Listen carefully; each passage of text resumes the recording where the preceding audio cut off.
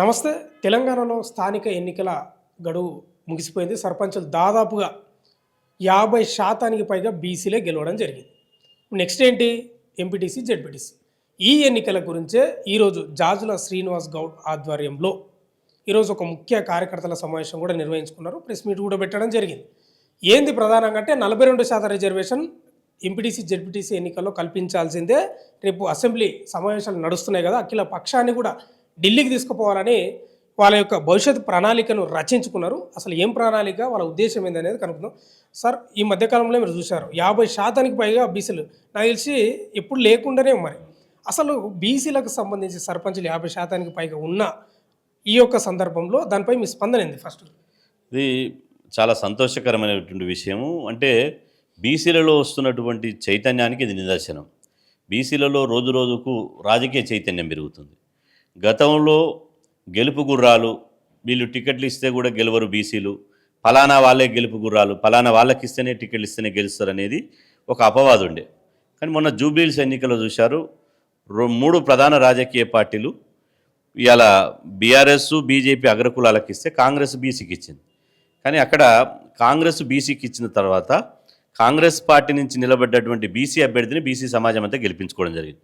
అక్కడి నుంచి మొదలైనటువంటి బీసీల యొక్క రాజకీయ చైతన్యం ఇలా సర్పంచ్ ఎన్నికల వరకు జనరల్ స్థానాల్లో ఉన్నటువంటి సర్పంచులు ఏదో 1000 లోపు ఉన్నటువంటి ఓట్లు ఉన్నటువంటి విలేజ్లు కాదు, దాదాపుగా మేజర్ గ్రామ పంచాయతీల్లో కూడా జనరల్ స్థానాల్లో కూడా అగ్రకులాలు బీసీలు నిలబడ్డ బీసీ సమాజం అంతా తమ ఓటు చైతన్యంతో బీసీ బిడ్డలను గెలిపించుకోవడం జరిగింది. అంటే భవిష్యత్తులో బీసీలకు ఏ రాజకీయ పార్టీ టికెట్ ఇచ్చినా, లేదంటే బీసీలు స్వతంత్ర అభ్యర్థులుగా దాదాపు గ్రామ పంచాయతీ ఎన్నికల్లో 1883 మంది స్వతంత్ర అభ్యర్థులు గెలిచారు, పార్టీలతో సంబంధం లేకుండా.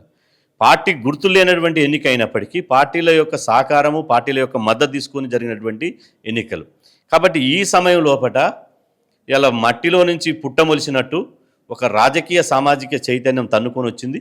దీనికి ప్రధాన కారణం ఇలా మేము చేసినటువంటి భావజాల వ్యాప్తి ఉద్యమం కావచ్చు, మేము చేసినటువంటి తెలంగాణలో గత 2 సంవత్సరాలుగా తెలంగాణ రాష్ట్రంలో ఓటు మనదే, సీటు మనదే అనే అనేక బహిరంగ సభలు, సమావేశాలు, ఆ తర్వాత 42% రిజర్వేషన్ల అంశం ఒక ఎజెండాగా తీసుకొచ్చి మీరు చూడండి, గత 2 సంవత్సరాలుగా ఇలా మన తొలి వెలుగు ఛానల్ చూస్తేనే అనేక బీసీ సమావేశాలు, ఇలా 100 మీటింగ్ల సమావేశాలు మీరే ప్రసారం చేశారు.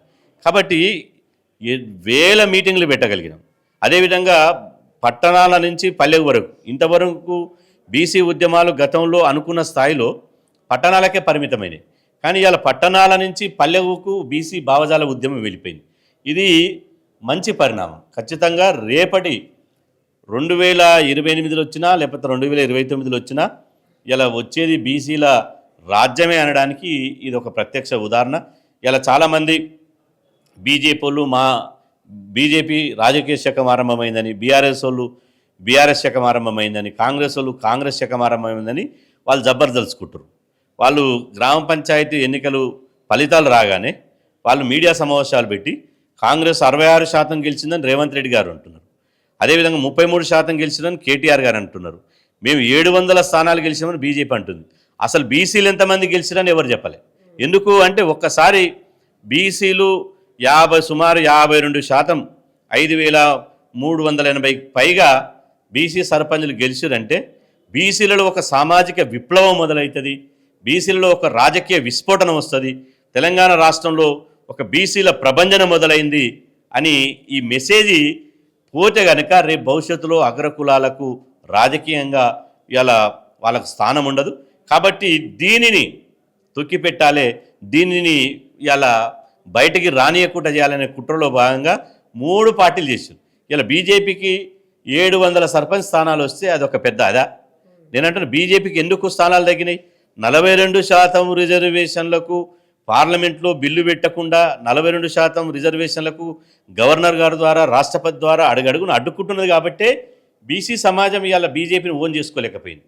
కాబట్టి ఈ రకంగా ఇదే ఒరవడిని, ఇదే చైతన్యాన్ని మేము ముందుకు తీసుకుపోతాం. ఈ యొక్క చైతన్యం ఈ రోజుతో ఆగే ప్రసక్తి లేదు.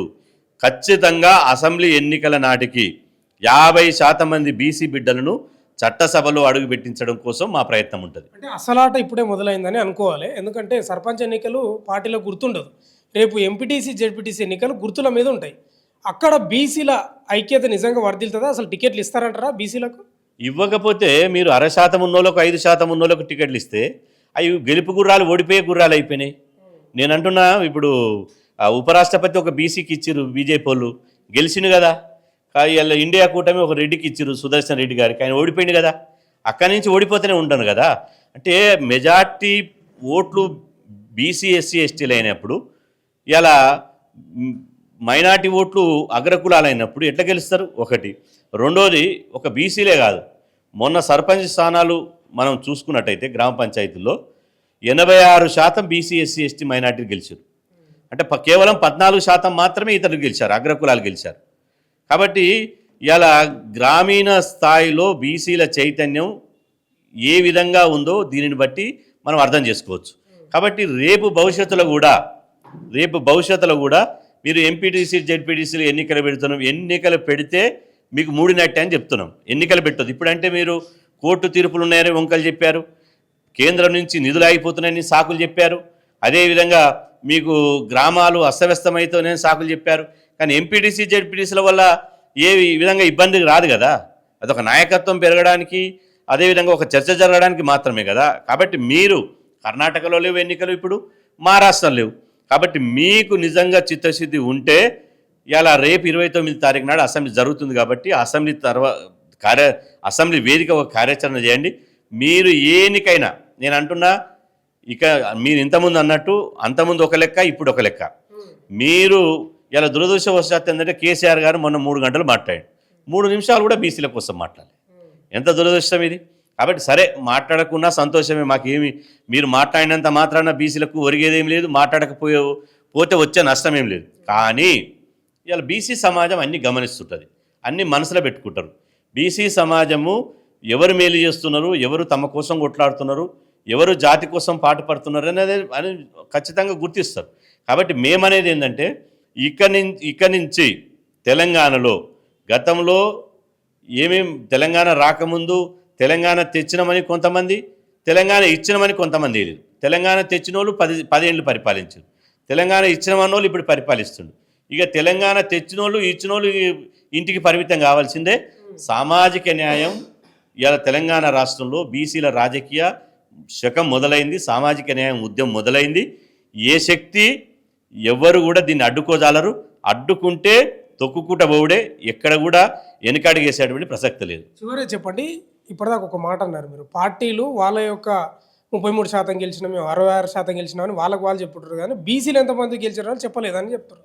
సరే, మీ దగ్గర ఆ లెక్క ఉంటుంది, మీరేం చేయబోతున్నారు? ఆ బీసీ సర్పంచ్ల వాళ్ళు ఏ పట్టణ ఉండని మీరేం చేయబోతున్నారు వాళ్ళని? ఇప్పుడు వాస్తవంగా 2000 మంది ఇండిపెండెంట్గా గెలిచారు, ఏ పార్టీకి సంబంధం లేకుండా. అంటే స్వతంత్రంగా ఆలోచించేటువంటి వాళ్ళు, ప్రజలు కూడా పార్టీలకు ఖచ్చితంగా ఓట్లేయడానికి సిద్ధపడ్డారు. ఒకటి, ఈ సర్పంచులను మా బీసీ ఉద్యమం ద్వారా, బీసీల భావజాల వ్యాప్తి ఉద్యమం ద్వారా ఇలా ఇంత అఖండ మెజార్టీతోటి ఇన్ని వేల మంది సర్పంచులను గెలిపించుకోగలిగినాం కదా. ఈ వేల మంది సర్పంచులను రేపు నూతన సంవత్సరంలో సంక్రాంతి తర్వాత హైదరాబాదులో పెద్ద ఎత్తున బీసీ సర్పంచుల రాష్ట్ర సదస్సు పెట్టబోతున్నాం. బీసీ సర్పంచుల రాష్ట్ర సదస్సులో గెలిచినటువంటి సర్పంచులందరినీ ఇలా ఆత్మీయంగా సత్కరించుకొని ఆత్మీయ అభినందన సభ పెట్టి బీసీ సర్పంచులను మేము రేపు సమాజానికి చూపించబోతున్నాం.